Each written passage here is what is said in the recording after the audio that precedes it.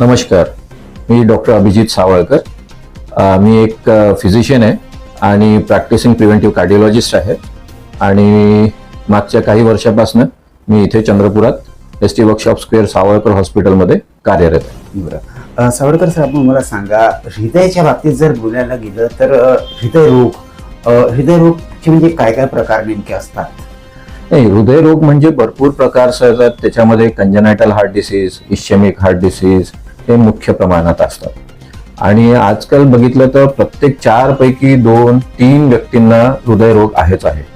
कारण की आजकालचं खाणं पिणं, त्याच्यानंतर लाईफस्टाईल हा सगळ्यात मोठं मुख्य कारण आहे त्याच्यात. बरं, काय सांगाल सर, लक्षणांच्या बाबतीत जर बोलायला गेलं तर आपल्याला हृदयरोग होत आहे याचे लक्षण नेमके जर विचारायचे, कोणकोणते लक्षण असतात? हृदयरोग एक असा त्रास आहे जो वेगवेगळे लक्षण घेऊन येतो आणि त्याला ओळखणं खूप महत्वाचं आहे. ठीक आहे, काही लोकांना लवकर लक्षणं येतात, काही लोकांना थोडंसं उशिरा येतात. आणि कॉमन हार्ट डिसीज म्हणजे इश्चेमिक हार्ट डिसीज किंवा कोरोनरी आर्टरी डिसीज म्हणतात, म्हणजे रक्तवाहिन्यांच्या धाम्यांची बिमारी, जिथे ब्लॉकेजेस म्हणतात किंवा रक्तवाहिन्या बारीक होणे म्हणतात. कोणत्याही कारणामुळे ब्लड सप्लाय आपण त्याचा कमी होतोय किंवा थांबतोय, हा सगळ्यात मुख्य मोठा आजार आहे सध्याच्या परिस्थितीमध्ये. आणि दुसरा आहे कंजनायटल हार्ट डिसीज, म्हणजे कोणाचे वॉल्व्स खराब होणे, कोणाला रुमॅटिक हार्ट डिसीज होणे, कोणाला हार्टमध्ये होल राहणं, ज्याला म्हणतात वेंट्रिक्युलर सेप्टल डिफेक्ट किंवा ॲट्रियल सेप्टल डिफेक्ट, हे जन्मातच असतात. हे नंतर होणारे बिमाऱ्या नाही आहेत. आणि वॉलमध्ये रुमॅटिक हार्ट डिसीज हे पण जन्मातच असतं.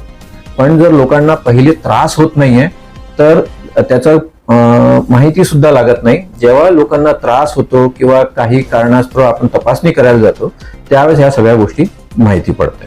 बरं, जे लोक बॅड हॅबिट्स करतात, जसं अल्कोहोल कोणी कंझ्युम करत असेल किंवा सिगरेट आणि टोमॅटो चिविंग, अशा प्रकारचे जे लोक आहेत, या बिडी पिणे, ठीक आहे, यांचा कोणत्याही मार्गाने जर सेवन करत असेल तर त्यांच्या रक्तवाहिनींवर याचा खूप वाईट परिणाम होतो. रक्तवाहिन्या खराब होतात. रक्तवाहिन्या कौंचत म्हणजे बारीक होणे किंवा त्याचं डायमीटर छोटं होणे, त्याचा एंडोथिलियम म्हणजे आतला भाग जो आहे तो रफ होणे याची शक्यता वाढून जाते आणि लोकांचे हृदय विकार होण्याची चान्सेस खूप जास्त वाढून जातात. त्याच प्रकारे जे लोक अल्कोहोल कंझ्युम जे करतात त्यांचं त्या लोकांमध्ये असं एक रुमर आहे की मध पिल्याने जे आहे ते कोलेस्ट्रॉल कमी होतं आणि ब्लॉकेजेस निघून जातात, यासाठी काय म्हणतात? नाही, असं काही नाहीये की अल्कोहोल पिल्याने तुमचे हार्ट डिसीज चांगले होतात. त्याच्यात फक्त एक वाईन आहे, रेड वाईन जी आहे ती थोडी बेनिफिशियल असते हार्ट पेशंटसाठी. पण त्याचा अर्थ असा नाही की आपण बॉटल पिली पाहिजे. त्याचा एक प्रमाण असतो की तेवढं पिलं ते औषधात सारखं आपण रोज 1 कप सिरप कसं घेतो 10 ml 15 ml, तसंच त्याचं एक मॅक्सिमम ते 70 ml 60 ml 70 ml जर तुम्ही रेड वाईन घेतात आणि चांगली रेड वाईन घेतात तर त्यांनी असा काही त्रास होत नाही. पण जर तुम्ही म्हटलं की मी प्रॉपर एक क्रॉनिक अल्कोहोलिक सारखा रोज दारू पितोय आणि त्याच्यामुळे तुमच्या याच्यात वाईट परिणाम होईल, फॅटी लिव्हर होतं, लिव्हर सिरोसिस होतं, ह्या सगळ्या गोष्टीमुळे मग हृदयावर पण सुद्धा होतो त्रास होतो काही प्रमाणात. तर मग अशा गोष्टींनी दूरच राहायला पाहिजे. बरं, सर, आता मी हृदयरोग निदानच्या बाबतीत बोलेल. डायग्नोज जर करायचं असलं की आपल्याला हृदयरोग होत आहे, तर यासाठी कोणकोणत्या नवीन प्रणाली आल्या? सर, काही प्रणाली तो म्हणजे खूप जुन्या पण आहेत आणि नवीन पण आल्यात. त्याच्यामध्ये वेगवेगळ्या ह्याच्यात काही आहे इन्व्हेजिव्ह आणि काही आहे नॉन इन्व्हेजिव्ह. इन्व्हेजिव्हचा अर्थ असा असतो की आपण शरीराच्या आतमध्ये जायचं, जसं एन्जिओग्राफी ही इन्व्हेजिव्ह प्रोसिजर आहे. त्याच्याने आपण अॅनाटॉमिकल म्हणजे स्ट्रक्चरल बघतो की त्याच्यामध्ये प्रॉपर ब्लॉकेज किती आहे. ही सगळ्यात जास्त गोल्ड स्टँडर्ड आहे. याच्यापेक्षा मोठं गोल्ड स्टँडर्ड दुसरं कोणतीच नाही आहे. आणि बाकीचे आहे नॉन इन्व्हेजिव्ह. त्याचा अर्थ असतो सिटी एनजीओ, थॅलियम स्कॅन, त्याच्यानंतर 3D वॉस्क्युलोग्राफी, 2D eco, ECGs, TMTs, हे सगळं नॉन इन्व्हेजिव्ह प्रोसिजर्स आहे आणि यांनी चांगलंच आपण डायग्नोसिस करू शकतो. आता महत्वाचं म्हणजे ट्रीटमेंटच्या बाबतीत आपण बोलूया, उपचारच्या बाबतीत. तर आतापर्यंत उपचार पद्धती वेगवेगळ्या पद्धतीने होत होत्या, औषधीनी, सर्जरीनी. पण आता एक नवीन थेरपी आपल्याकडे आलेली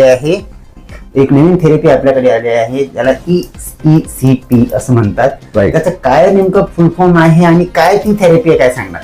EECP म्हणजे एनहान्स्ड एक्सटर्नल काउंटर पल्सेशन. याचा अर्थ असा असतो की बाहेरून आपण प्रेशर देतोय आणि काउंटर पल्सेशन म्हणजे ज्यावेळेस हृदय आपला सिस्टोल आणि डायस्टोल करतो. सिस्टोलचा अर्थ असतो की आपण पंप करतोय, डायस्टोलचा अर्थ असतो ज्यावेळेस उघडतो.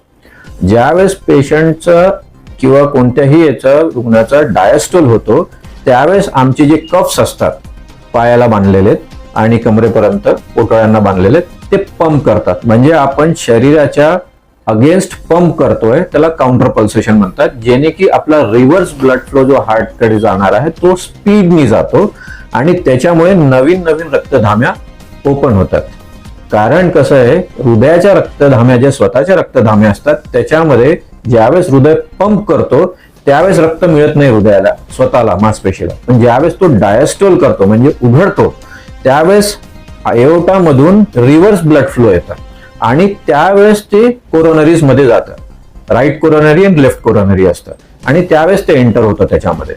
म्हणून ज्यावेळेस तो तिथे एंटर होतो आपले कफ्स पंप करतात ज्याच्याकडून त्याची स्पीड अजून वाढून जाते आणि ते हळूहळू रक्तवाहिन्या ओपन होतात. त्याला म्हणतात कोलॅटरल्स. ते बारीक बारीक रक्तवाहिन्या असतात जे सगळ्यांमध्ये असतात पण ते बंद झालेले असतात कारण की त्याची गरज नसते. आणि आपल्याकडे पॅरलल ब्लड वेसल्स असे भरपूर आहेत. त्याच्यामुळे काय होतं, ज्यावेळेस आम्ही प्रेशर्ड ब्लड वेसल्स मध्ये टाकतो आणि ते रक्त त्याचा फ्लो वाढून जातो त्यावेळेस ते नवीन नवीन ओपन होतात आणि काही दिवसात ते एकमेकांसोबत जुळून जातात. म्हणजे एक नेटवर्क फॉर्म होतो आणि एक नेट सारखं ते पूर्ण हृदयामध्ये त्याचं नेटवर्क फॉर्म होतं आणि जिथे ब्लॉकेजेसमुळे किंवा कोणत्या दुसऱ्या कारणामुळे रक्त पोहोचत नाही आणि पेशंटला स्टेंट किंवा बायपास करावं लागतं, अशा परिस्थितीमध्ये काय होतं, तिथे रक्ताचा डिमांड हे नेटवर्क पूर्ण करून देतं. याला एक प्रकारचा नॅचरल बायपास सुद्धा म्हणू शकता तुम्ही. नॅचरल बायपास तर म्हणजे EECP थेरपी जे याच्याने मोठमोठे बायपास सुद्धा काढता येतील. हो, जे अनकॉम्प्लिकेटेड आणि जे पेशंट स्टेबल असतात, ज्यांच्याकडे वेळ असतो आणि स्टेबल झालेले पेशंट असतात, आपण त्याच्यात खूप आरामात EECP करू शकतो.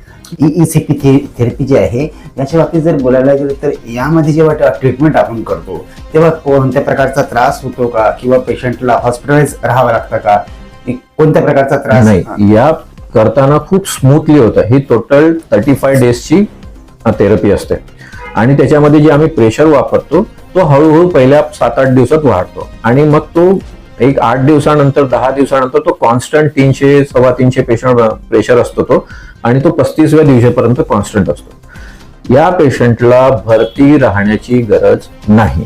OPD बेस्ड ट्रीटमेंट आहे. रोज यायचं, आपल्या वेळेवर करायचं आणि घरी जायचं. तुमचा दिवसाचा रुटीन सुद्धा डिस्टर्ब होत नाही याच्यामध्ये आणि स्टेबल पेशंट आम्ही खूप छान याच्यावर करू शकतो. आणि महत्वाचं म्हणजे की हृदयरोगावर जे मोठमोठे उपचार जे आहेत ते टाळता येतात त्याच्याने. हा, टाळता येतात. म्हणजे तुम्हाला पेशंट स्टेबल पाहिजे त्यावेळेस की पेशंट घरून येऊन जाणं करू शकला पाहिजे. ठीक आहे. जे पेशंट ACS असतात म्हणजे अॅक्यूट कोरोनरी सिंड्रोम असतात, ज्यांना ताबडतोब जर मी एंजिओप्लास्टी केली नाही तर पेशंट दगावू शकतो, अशा पेशंटला आम्ही आजही ऍडवाइस करतो की तुम्ही पहिले एंजिओप्लास्टी करावी आणि पेशंट स्टेबल झाल्यानंतर पुढच्या गोष्टीसाठी की बाकी काही छोटे छोटे ब्लॉकेजेस असतात ते काही दिवसानंतर मोठे होऊ शकतात, तर त्याच्या प्रिव्हेंटिव्हसाठी आम्ही मग पेशंटला ऍडवाइस करतो 1-1.5 महिन्यानंतर की तुम्ही आता EECP स्टार्ट करू शकता जर तुम्ही इच्छुक असाल तर. आणि राहिलं याच्यामध्ये काही पेशंट्स असतात ज्यांना आम्ही EECP साठी सक्त मनाई करतो कारण की आपण प्रेशर देतो. त्याच्यामुळे काय व्हॉल्व्युलर हार्ट डिसीज यांच्यासाठी ही ट्रीटमेंट बिलकुलच नाही आहे. ज्यांचे AV वॉल्स, बाकीचे मायट्रल वॉल्स किंवा पल्मनरी वॉल्स हे खराब असतील किंवा रोमॅटिक हार्ट डिसीज असतील, आपण हे ट्रीटमेंट त्या लोकांना बिलकुल करत नाही. ते इच्छुक असले तरी आपल्याला यांना मनाई करावी लागते कारण की पेशंटला एक ट्रीटमेंटसाठी मी धोक्यात नाही टाकू शकत. आणि काही पेशंट्स असतात ज्यांना पल्मनरी आर्टरी हायपरटेन्शन असतं, PAH म्हणतात, त्यांना पण आपण करू शकतो पण त्यांना पहिले PAH कमी करावा लागतो आणि मग त्यांना आपण EECP साठी घेतो. आता एवढी चांगली थेरपी आपण सांगत आहात तर खूप सारे लोक असे आहेत जे विचार करतात किंवा ब्लॉकेजेस तर सर्वांनाच आहे. हो, तर मग आपण सुद्धा EECP थेरपी का बरं नाही करावी? तर एक प्रश्न असा की ही जी थेरपी आहे ही फक्त हृदयरोगीच करू शकतो की ही थेरपी कोणीही करून घेऊ शकतो? सर, ही कोणी पण करू शकतात. ज्यांना सगळ्यात पहिले फॅमिली हिस्ट्री पॉझिटिव्ह आहे, ज्यांचे आई बाबा, भाऊ बंधू आजी आजोबा ज्यांना अशी हिस्ट्री आहे, हार्ट हिस्ट्री म्हणजे ज्यांना सीएडीची हिस्ट्री आहे, कोरोनरी आर्टरी डिसीज, ब्लॉकेजेस, ज्यांचे प्लास्टिक झाले आहेत, बायपास झालेत, याचा अर्थ आज न उद्या त्यांना काही प्रमाणात जर कोणी 4 बंधू असतील तर 2 किंवा 3 लोकांना ह्या गोष्टी होणारच आहे. फक्त कधी होणार आहे? एक वयामानाने. ब्लॉकेजेस होणं खूप पहिलेपासून स्टार्ट होतं. ज्या दिवशी हार्ट अटॅक येतो त्या दिवशी ब्लॉकेजेस नाही होत, त्या दिवशी फक्त त्याचा त्रास दिसतो की ब्लॉकेज एकाच दिवसात 90% किंवा 100% कधीच होत नाही, हळूहळू वाढतात. फक्त आपल्याकडे एक प्रॉपर हेल्थ चेकअप लोक करत नाही म्हणून त्यांना लेट माहीत पडतं. आणि अशा लोकांनी जरूर केली पाहिजे ईसीपी. ज्यांना डायबिटीज आहे त्यांनी केली पाहिजे, ज्यांना कोलेस्ट्रॉल नेहमी हाय राहतं त्या लोकांनी केली पाहिजे, ज्यांना बीपीचा त्रास आहे, बीपीचा त्रास म्हणजे तुम्हाला रक्तवाहिन्यांचाच त्रास आहे, ज्यावेळेस तुमच्या रक्तवाहिन्या स्टीफ होतात किंवा त्याची इलास्टिसिटी कमी होऊन जाते त्यावेळेस टर्ब्युलन्स भेटायला लागतं आणि तुमचं प्रेशर वाढलेलं दिसतं. तर मग अशा लोके सगळे हाय रिस्कवर असतात. त्यांना आज नाही तर उद्या काही ना काही रक्तवाहिन्यांचा आजार होण्याचे चान्सेस वाढून जातात. तर प्रिव्हेंटिव्ह मेजर्स म्हणून पण आपण ईसीपी करू शकतो. भरपूर सारे स्पोर्ट्समन आहेत, फॉर एक्झाम्पल विराट कोहली झालं, MS धोनी झालं, यांच्या घरी ईसीपीची मशीन्स आहेत जे आपल्या डॉक्टरच्या ऑब्झर्वेशन मध्ये ते करत राहतात, ज्यांनी की त्यांचे कोलॅटरल्स डेव्हलप राहतात आणि मेंटेन राहतात. बरं, आता आपण जर बोलू पैशाच्या बाबतीत जर बोलू, खर्चाच्या बाबतीत जर बोलू, तर इतर जे ट्रीटमेंट आहे हार्टच्या त्याच्या कम्पॅरिझन मध्ये ईसीपी थेरपी जी आहे ती किती सर 1/4 चार्जेस लागतात. म्हणजे 1/4. एक आज स्टेबल पेशंट आहे, जे इमर्जन्सी पेशंट आहे त्यांना आम्ही आजही म्हणतो की तुम्ही एंजिओप्लास्टी केली पाहिजे, ड्रग्ड एंजिओप्लास्टी किंवा कोणती पण केली पाहिजे ज्यांची तुमची लाईफ सेव्हिंग होईल. पण जर पेशंट स्टेबल आहेत किंवा प्रिव्हेंटिव्ह पर्पज म्हटलं, पैसे सगळ्यांना एकच लागतात पण त्याच्यापेक्षा खूप कमी लागतात, 1/4 चार्जेस लागतात. चॅनलच्या माध्यमातून आपण आणखी संवाद साधत आहात. आपण मला सांगा की ॲज अ डॉक्टर आपण इथे चंद्रपूरमध्ये 405 वर्षापासून आपण आपली सेवा प्रदान करत आहात आणि हृदयाचा जो विषय आहे तो अगदी म्हणजे लोकांचा काळजीचा विषय असतो आणि त्यात ईसीपी थेरपी आपण घेऊन आलात आणि खूप साऱ्या लोकांना फायदा सुद्धा त्याचा झालेला आहे. कशा प्रकारचा एक आनंद एक डॉक्टर म्हणून आणि कशा प्रकारे समाधान आपल्याला वाटतं? सर आमच्याकडे म्हणजे खूप संतुष्टी वाटते. आमच्याकडे आता कारण की मी नवीन जेव्हा चालू केलेलं आहे, पहिले लोकांना विश्वास सुद्धा व्हायचा नाही की असं काहीतरी होतं किंवा घडतं. कारण की as a doctor me physician आहे, जोपर्यंत मी याची माहिती केली नाही किंवा मला पण विश्वास नाही व्हायचा. प्रॅक्टिकल गोष्ट आहे. भरपूर डॉक्टरांना सुद्धा पण लवकर याच्यावर विश्वास होत नाही की असं काहीतरी होतं लवकर म्हणून, कारण की ही रेग्युलर थेरपीमध्ये येत नाही किंवा प्रचलित नाही आहे. पण हळूहळू याचं प्रचलन वाढलेलं आहे कारण की लोकांचा एक्सपिरियन्स वाढलेला आहे. जेवढा आमच्याकडे एक्सपिरियन्स झाला, अनुभव खूप खरंच चांगला आहे.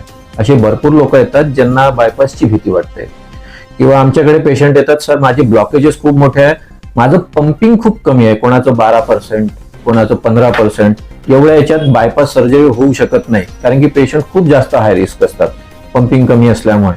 तर मग असे लोक काय करतात, ते येतात, आम्ही बघतो, त्यांना एक्झामिन करतो. जर पेशंट स्टेबल आहे, पेशंटला चालता फिरताना दम लागतो पण ठीक आहे, पेशंट स्टेबल आहे, हाय रिस्क म्हणजे मग त्या लोकांना आम्ही ईसीपीस करतो. आम्ही नेहमी बघितलंय, मी इकडे माझ्याकडे इको होत नाही, आम्ही कार्डिओलॉजिस्ट कडून इको करून घेतो आणि मला नेहमी त्या पेशंटचं जर 15 असेल तर 25च मिळालंय, 10 असेल तर नेहमी 20 मिळालं, म्हणजे 10 ते 15% पहिल्या 1 महिन्यातच त्यांचं EF म्हणजे इजेक्शन फ्रॅक्शन आणि साध्या भाषेत म्हणायचं तर पंपिंग वाढलेलं मिळालंय. दुसरी गोष्ट, आम्हाला पेशंट तेव्हा अजून छान वाटतो, पेशंट स्वतःहून सांगतो, सर मला आता चालता फिरताना दम लागत नाही किंवा माझा पहिलेपेक्षा दम कमी झालेला आहे. हे खूप पॉझिटिव्ह सायन्स आहे की पेशंटची कार्डियक ऍक्टिव्हिटी सुंदर झाली आहे पहिल्यापेक्षा. जे लोक आपले बेड रिडन असतात, खूप दम लागतो, वॉशरूमला जाऊ शकत नाही, 4 सीड्या चढू शकत नाही, आज ते 2-2 माळे चढत आहेत.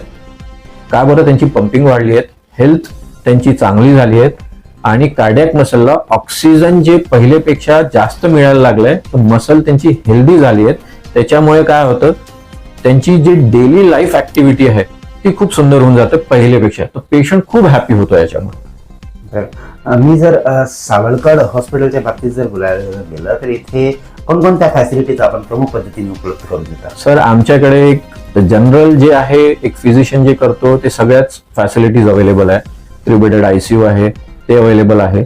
मुख्य म्हणजे पण आम्ही इथे कार्डियाक रिहॅब सेंटर्स हळूहळू सुरू करतोय. त्याच्यासाठी आम्ही 3D वॉस्क्युलोग्राफी नावाची एक तपासणी आणलेली आहे, ज्याच्यामध्ये बिना काही टोस्टाच करता आपण प्रिव्हेंटिव्ह मेजर्स घेऊन रक्तवाढ म्हणजे हृदयाची फिजिओलॉजी म्हणजे कार्यक्षमता ओळखून घेऊ शकतो. आम्ही आमच्याकडे ब्लॉकेजेस नाही बघत, पण त्याचं रक्तधाम्यांमध्ये कसं रक्त प्रवाह होत आहे त्याचा एक अंदाज घेतो. त्याच्यानंतर फ्लो किती चांगला आहे काही नाही, मसलला ऑक्सिजन किती मिळतंय, मसलची ऍक्टिव्हिटी कशी आहे, त्याचं स्ट्रोक व्हॉल्यूम कसं आहे, किती प्रमाणात एक अंदाज रक्ताने बाहेर पडलं पाहिजे पण त्याच्यापेक्षा प्रिडिक्शन व्हॅल्यू आणि मेजर्ड व्हॅल्यू ती काढतो. अशा भरपूर साऱ्या गोष्टी आपण त्या तपासणीतून माहीत करतो, जेणे की थोडंसं पण टर्ब्युलन्स राहिलं 20%, 30%, 15%, 17% असंही राहिलं तरीही आपल्याला माहीत पडतं. मोठे ब्लॉकेजेस तर माहीतच पडतात किंवा मोठे जे त्रास असतात त्यांनी फ्लो कमी आहे हे तर माहीतच पडतं, पण खूप अर्ली सुद्धा डायग्नोसिस करू शकतो आपण आणि जेणे की लवकर उपचाराला करू शकतो आणि बाकीचे प्रिकॉशन्स घेऊ शकतो. चॅनलच्या माध्यमातून आपल्याला विश्वस्तरावर जे आमचे दर्शकगण बघतायत त्यांना जर ECPच्या बाबतीत कोणतीही माहिती घ्यायची असेल किंवा उपचार संदर्भात आपल्याशी परामर्श करायचा असेल तर ते कशा प्रकारे आपल्याशी संपर्क होऊ शकतात? सर, आम्हाला या संबंधी ECP आणि 3D वॉस्क्युलोग्राफी किंवा कार्टोग्राफी आम्ही त्याला म्हणतो, या संबंधित आम्हाला सरळ संपर्क साधू शकतात सावळकर हॉस्पिटल ECP सेंटर म्हणून, आणि Tukum ST workshop square Chandrapur इथे स्थानांतर आहे. आणि आमचा याच्यासाठी कॉन्टॅक्ट नंबर सुद्धा आहे 8999273851. याच्यावर सरळ कॉन्टॅक्ट करू शकता आणि माझ्यासोबत सरळ संवाद करू शकता. आपण आम्हाला हृदयरोगाबद्दल माहिती दिली, ECP थेरपीच्या बाबतीत माहिती दिली, लोकांना होणारे फायदे याच्या बाबतीत आपण आम्हाला सांगितलं. वेळ दिल्याबद्दल आपलं खूप खूप धन्यवाद. धन्यवाद.